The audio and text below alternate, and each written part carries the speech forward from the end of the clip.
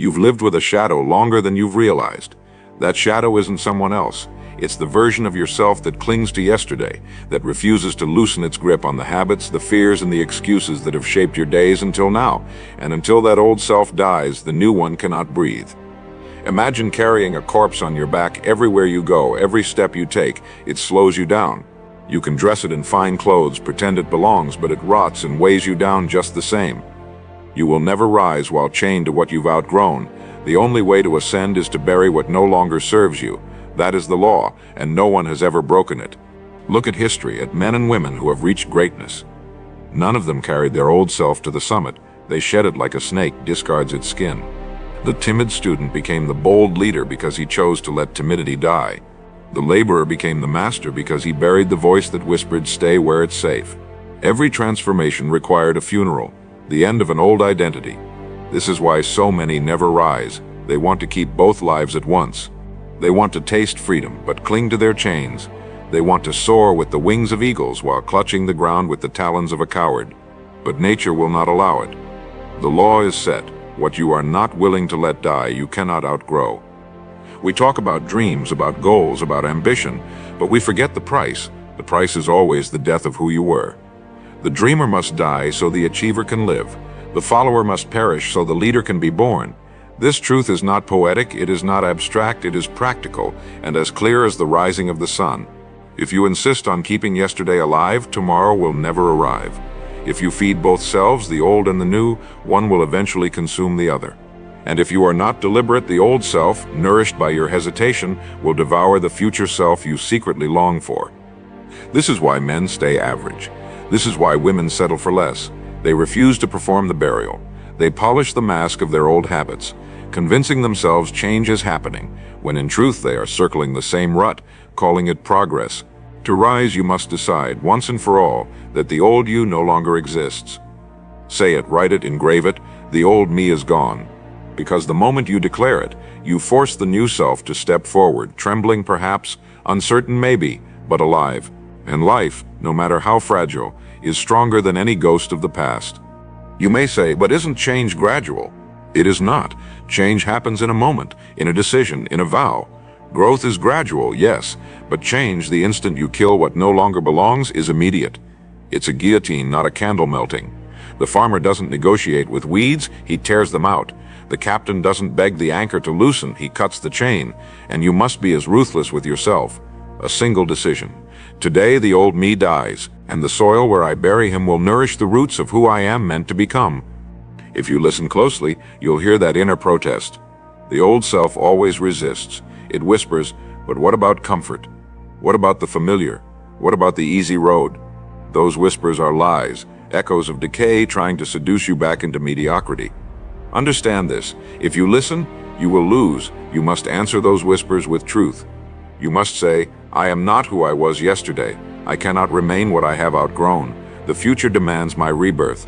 Every great life has spoken this to itself, in different words, at different times, but the essence is always the same. The old must die for the new to live. Consider the law written not in books, but in life itself. A seed must split open to sprout. The caterpillar must dissolve before the butterfly can fly. Night must fall before morning comes. Death is the doorway to life. And yet when it comes to our own growth, we resist the very law that governs nature. We cling to the shell, to the soil, to the cocoon, pretending we can stay as we are and still taste the sky. It cannot be done. The law does not bend. You may delay it, but you cannot escape it. You must choose, cling and rot, or shed and rise. So here is the challenge, and I want you to take it seriously. Before you sleep tonight, write it on a piece of paper. Write, the old me is gone. Read it when you wake up. Whisper it to yourself when doubt strikes. Hold it before your eyes when temptation calls you back. And when you write it, do not treat it as words. Treat it as a death certificate. That old self, the one that fears, the one that delays, the one that accepts less, is no longer alive. You will mourn it for a moment, then you will rise without it.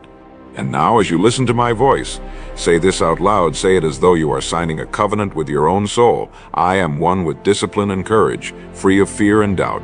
Say it again, not as empty sound, but as law written into the marrow of your being. Say it, write it, and keep it close, for it will remind you that the old you has no more claim over your life.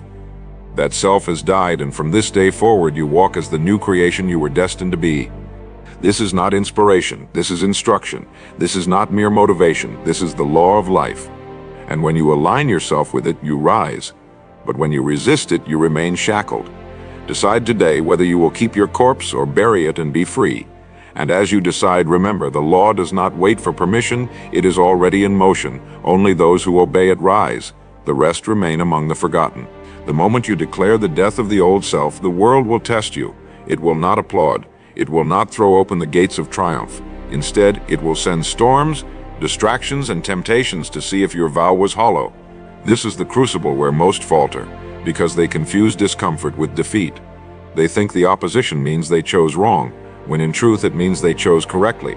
A man who carries nothing draws no thieves, but a man who carries treasure is always hunted. The old you will not go quietly. It will claw at your mind, drag at your spirit, and whisper in your ear. That resistance is not a curse. It is proof that the new you has been born. Every great transformation begins with friction. Steel is forged in fire, not in comfort. Diamonds are formed under pressure, not in ease. If you expected applause, you are not ready. If you expected rest, you are not prepared. Rise requires tension, the tearing away of what once felt safe. And this is where the old you will disguise itself as reason. It will say, be practical, be patient. Don't be so extreme, but listen carefully. The voice of reason is often the mask of fear. And if you obey it, you return to chains. To silence that voice, you must speak a stronger word. Not a word of retreat, but a law. Say it, write it. I am unstoppable in the face of resistance, grounded in faith, moving forward without delay. Look at the lives of the strong, and you will see this law played out again and again. Abraham Lincoln suffered loss after loss before victory crowned him.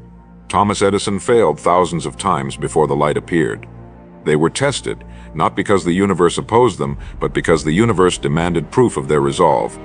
Every failure was the old self knocking at the door, asking to be let back in. But they refused, and so their destiny remained intact. This is the secret most miss. The battle is not against the world, it is against your own ghost. And if you conquer that ghost, the world bows. Think of it like a bridge that burns the moment you cross it. If you hesitate, you remain stranded between two shores, neither who you were nor who you are becoming. This limbo is the graveyard of dreams. It is filled with men who almost changed, women who nearly rose, souls who carried both selves and were torn apart by the weight. Do not stay on the bridge. Burn it and keep walking. The smoke may blind you, the heat may sting, but when the ashes settle, you will find yourself on the other side. Alone perhaps, but free. Freedom terrifies those who have never known it. The old you will remind you of the comfort of chains. Chains are heavy, but at least they are familiar. Freedom demands responsibility, courage, and solitude. And that is why so few rise. It is easier to polish the shackle than to face the burden of liberty. Yet every law of life points in the same direction. What you avoid becomes your prison. What you face becomes your freedom. So when the test comes, and it will, remember this: discomfort is not your enemy. It is the signpost that you are on the right road. This road will not be crowded. You will not find cheering crowds or constant encouragement. You may even be misunderstood, criticized, ridiculed. But listen closely. Ridicule is the applause of mediocrity when greatness begins to rise. If they laugh at you, it means you've left their level. If they resist you, it means you've stepped beyond their reach. Wear their mockery like armor, for it is the surest proof that the old you has no allies left in this world. From this moment on, you must walk with a different gait, speak with a different tone, carry yourself as one already reborn. And let me give you this truth, a law worth engraving. Every time you choose discipline over comfort, the old you dies again. Every time you speak courage instead of fear, the old you is buried deeper. Every time you move forward when you want to quit, the old you crumbles into dust. This is not a single death, but 1,000 little funerals. And each funeral makes you stronger. Each burial makes you lighter. Each refusal to return is another step toward the heights. Do not mistake this process for cruelty. It is mercy. It is life protecting you from the greatest tragedy, not failure, but stagnation. To stay the same is to rot while breathing. To refuse the call is to live dead. That is the fate of those who protect their old selves. But for those willing to endure the test, the reward is not only success, but transformation into something unrecognizable. The world sees it and calls it greatness. But you will know it as truth. You became who you were meant to be. And so in this second step of our journey, I leave you with a vow to inscribe into your spirit. Say it aloud and mean it with every fiber. I am free from the chains of my past, and nothing can drag me back. Speak it not once, but until your bones believe it. Write it where your eyes cannot escape it. Let it be the law you live by, for once it is written in your heart, the old you will howl in rage, but it will have no power. The new you will rise, tested but triumphant. The danger that lurks after your vow is not always open resistance. Sometimes it comes clothed in quiet comfort. The old self knows that if it cannot scare you back into submission, it may soothe you back into sleep. It will whisper, "You've done enough, you've proven your strength, now rest." But hear me well, comfort is the assassin of destiny. Nothing kills a man's future faster than his willingness to settle halfway up the mountain. You will be tempted to camp where the view is good, but if you stop climbing, the mountain will not move, the path will not shorten, the summit will not descend. The law remains unbroken, rise or be buried in the middle. Look at the countless who never arrived at greatness. They were not defeated by failure, but by satisfaction with mediocrity. They tasted a little success, a small improvement, and mistook it for the destination. They dressed the part, spoke the part, and convinced themselves they had arrived, while inside their potential rotted unused. This is the subtlest danger, for it feels pleasant, and pleasant things rarely look deadly. But ask yourself, are you truly alive if you stop before your purpose? Or are you merely embalming yourself in routines, pretending it is life? The old you thrives in this illusion, because it survives in disguise, wearing the clothes of progress but binding you in place. True rising demands vigilance. You cannot keep watch once a week, once a month when you feel like it. The guard must stand at the gate daily, refusing entry to thoughts, habits, and comforts that once enslaved you. And do not deceive yourself. One lapse, one indulgence, one careless return to yesterday's self can undo years of progress. Discipline is not punishment, it is protection. It is the sword that keeps the ghost of the old you from walking back into your life. Without it, the grave you dug yesterday becomes shallow, and the dead self claws its way back to the surface. This is why I say you must build rituals as strong as walls. Do not trust mere intention. Intention without structure dissolves. The farmer does not intend to harvest. He plants, he waters, he weeds. The builder does not intend to raise a house. He lays the foundation brick by brick.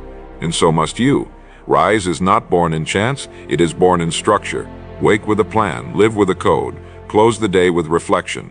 These rituals are not optional. They are the scaffolding upon which the new you stands. Without them, you drift back into the shadows, and shadows are patient. When you feel the pull of old habits, remind yourself that every action is a vote for the man or woman you are becoming. Nothing is neutral. Each word spoken, each thought entertained, each decision made pushes you toward life or death. This is not melodrama, it is law. Say it, write it, repeat it. I am building the new me with every choice I make. And when you say it, feel the weight of responsibility and the fire of freedom. For if you truly believe this law, you will no longer excuse small lapses, you will no longer tolerate old patterns because you will see them as daggers aimed at your own resurrection. Understand too that the climb is lonely. You will look around and see others content in the valley, content at the halfway point, and they will laugh at your relentless striving. They will say, why not rest? Why not be satisfied? But mediocrity always mocks excellence because it feels judged by its presence. Do not bend to their voices. Do not let their comfort poison your hunger. You are not called to walk their path. You are called to rise, and the summit is not for those who crave approval, but for those who can endure misunderstanding. And remember, every mountain has false peaks, points that look like the summit but reveal more climb beyond them. When you reach them, the temptation will be strongest to stop, to say, this is enough. But those who stop at the false peak never see the true horizon.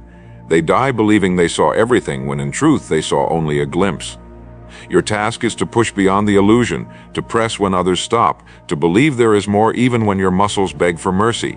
For the summit reveals itself only to those who refuse to be fooled by comfort. So let this truth sink deep. Vigilance is not temporary, it is lifelong.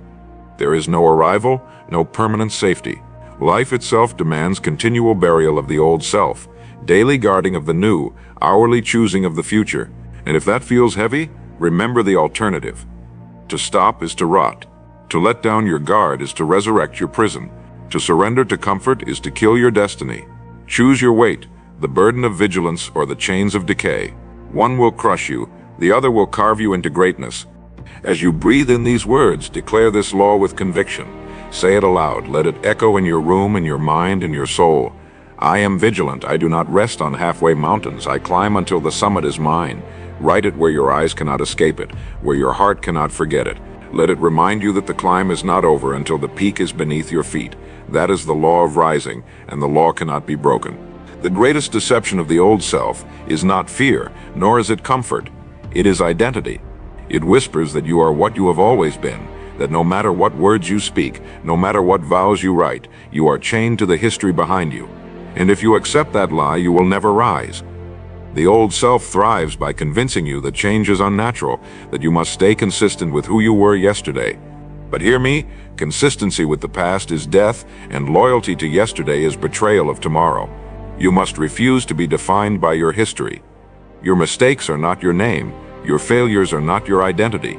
You are not the echoes of your past. You are the author of your present decision. History is filled with men and women who defied their own narrative. Saul became Paul. A bankrupt man became one of the richest in his time. A poor, uneducated child became a leader of nations. They refused the trap of identity. They killed the name that chained them and wore the new name carved by purpose. But the world will not forget. The world will try to remind you. Old friends, family, even your own memories will call you back, saying, "You are who you have always been." They mean well, but they are the voice of the grave. The law is clear. If you answer to the name of your old self, you breathe life back into it. If you refuse, it remains buried. This is why discipline of thought is as important as discipline of action. What you call yourself, you become. If you continually label yourself as weak, broken, unlucky, cursed, you cement the tomb of your potential. But if you dare to speak new words, to declare new titles, you begin the process of becoming. This is not superstition, it is law. The mind does not argue with repetition, it obeys. Whatever phrase you carve into it becomes the script of your life. This is why I tell you, say it, write it, believe it. I am no longer who I was. I am a new creation, untouched by yesterday, unbound by failure. Repeat it until the bones of your being echo it. The tragedy is that most never change their inner name. They try to improve their habits but keep the old identity. They try to build new results but answer to the same label. It is like trying to sail a new ship with an anchor tied to the old port. They move a little, but they never cross oceans. Identity is the rudder, and until it changes, the voyage will always circle back. Do not polish the anchor. Cut it. Refuse to call yourself what you once were. Rise demands rebirth, and rebirth demands a new identity. Understand, too, that identity is not given, it is chosen. The world will try to name you, but the world has no authority unless you submit to it. The poor man can choose to call himself rich in discipline, and his wealth will begin in spirit before it manifests in coin. The weak man can choose to call himself strong in resolve, and his strength will build in flesh as it first grows in mind. The rejected woman can choose to call herself chosen, and she will attract the destiny that aligns with her declaration. You are not required to accept the name handed to you by circumstance. You have the right, even the responsibility, to rename yourself according to the law of who you are becoming. This renaming will feel like madness at first. You will speak words that do not match your current reflection. You will declare wealth while living in poverty. You will declare strength while still trembling. You will declare freedom while feeling the weight of chains. But remember, the caterpillar is a butterfly in truth before its wings appear. The seed is a tree in reality before the leaves break the soil. Speak what you are becoming, not what you are. For the law is this: what you continually declare becomes flesh. The world bends to the voice of identity. Do not be careless with this weapon. Every idle word is a seed, and every seed will grow. If you water bitterness, it will bloom. If you nourish doubt, it will multiply. But if you guard your words as a king guards his crown, then only life will spring forth. Make your declarations daily, as sacred vows. Write them, recite them, guard them. And when your old self knocks, do not open. When the world mocks, do not bend. Hold to your declaration until the world has no choice but to conform. This is not fantasy, it is law. So let me leave you with the vow of this chapter. Say it aloud, with the gravity of someone renaming their soul. I am not the person of yesterday. I am the person of tomorrow, alive today. Speak it again until your voice trembles, not with doubt, but with certainty. Write it on your walls, your journal, your heart. For once you rename yourself, the old self starves. Once you declare your future identity, the past no longer has a throne. The rise does not begin in the body, nor in the wallet, nor in the world around you. It begins in the unseen place, in the echo of your own voice. And when that echo speaks life, nothing, not memory, not failure, not opposition, can stop your ascent. The old you is dead the moment you cease to call it alive, and the new you is born the moment you dare to speak its name into existence. That is the law, and the law will not fail you. The old self clings most desperately through habits, those repeated motions that seem small, harmless routine. A habit is not just something you do, it is something you become. It is a thread that when woven daily becomes a chain, and until you tear those chains apart, you will never rise. Do not underestimate them. The old you hides inside habits, repeating its control through the things you do without thinking. It is not always the great failures that hold you down, but the little actions done 1,000 times without resistance. The cigarette, the late rising, the wasted hour, the thought indulged again and again, each one is a whisper of the past, dragging you back into the grave you swore to leave behind. To rise, you must replace the ritual of decay with the ritual of discipline. Habits are not destroyed by willpower alone. They are starved and replaced. A man does not stop being lazy by hating laziness. He stops by practicing discipline until laziness is starved of breath. A woman does not stop doubting herself by despising her fear. She stops by practicing courage until fear no longer has ground to stand on. Habits bow to replacement, not resentment. The law is this: whatever you consistently practice, you become. If you feed weakness, weakness grows. If you feed strength, strength takes root. That is why your habits are not just motions, they are declarations of who you are becoming. Most people believe they can rise without changing what they do daily. They dream at night of greatness, but repeat by day the patterns of mediocrity. This contradiction is the grave of potential. The truth is plain: you cannot have the life of a lion with the habits of a sheep. You cannot rise with the routines of the old self. This is why so many fail. They speak new words but live old patterns. They declare change but obey yesterday's schedule. Their tongue is reborn but their hands remain enslaved. But rising requires unity. The word and the deed must align. Until you do both, you will always be split in two, half alive, half dead. Understand this: your environment feeds your habits. The old self thrives in the same places, with the same people, with the same triggers. If you remain in that soil, the weeds return, no matter how many times you pluck them. Change requires not only new habits, but new environments that make those habits inevitable. Remove the triggers that resurrect the old you. Do not play with temptation and call it strength. Strength is not standing in fire and refusing to burn. Strength is choosing not to step into the fire at all. If you are serious about rising, you must design your life so that the old self cannot survive in it. This is why it is said, "Show me your daily routine and I will show you your destiny." You do not need prophecy to know your future. Look at what you repeatedly do. Your rise or your fall is written in your morning, in your afternoon, in your evening. It is in what you practice when no one is watching. The man who spends hours sharpening his mind cannot help but become sharp. The woman who builds discipline into every sunrise cannot help but grow strong. The law does not bend. The secret to rising is buried in the ordinary acts of each day. But hear this warning. The old self will try to disguise itself as small indulgences. It will whisper, "Just this once, just today, just a little." But the grave does not open in one moment. It opens with small cracks. The chains are not forged in a day, but link by link. Do not allow the little to deceive you. Each little indulgence is a seed, and seeds grow into forests. If you sow weakness, do not be surprised when you are surrounded by it. The law of the seed is the law of the self. As you sow, so shall you reap. If you plant the same actions, you will harvest the same life. So now I ask you, what seeds are you sowing? What rituals do you practice daily? Are they the rituals of the old you, or the rituals of the self you long to become? If the answer shames you, good. Let the shame burn the old self to ashes. Do not excuse, do not delay, do not hope for tomorrow. Plant the new seed today. Rise is not found in the distant future, it is born in the present act.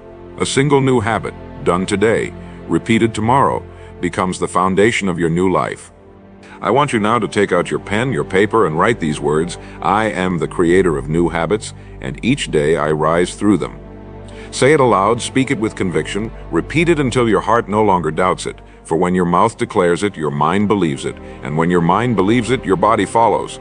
This is not empty ritual. It is the law of cause and effect, the law that governs all who rise. Do not despise the small beginnings, for greatness is nothing but the accumulation of small disciplines, stacked day upon day, until they tower above the world. And do not ignore the small failures, for decay is nothing but the accumulation of small indulgences piled until they bury you alive. Choose this day which stack you will build. The world will not decide for you. The universe will not bend the law. What you practice daily you will become. The old you practiced weakness. The new you must practice strength. The choice is yours, and it is made not once but every hour, every habit, every breath. There is another weapon the old self will use to keep its throne: memory. It will drag out the catalog of your past and lay it before you like evidence in a trial. It will remind you of the times you failed, the times you broke promises, the times you fell short. And if you are not careful, you will bow to this courtroom of ghosts. But listen carefully. Memory is not destiny. The past is not a prophecy. It is only a record, and records can be rewritten by the actions of today. The old you wants you to believe that yesterday's patterns decide tomorrow's path.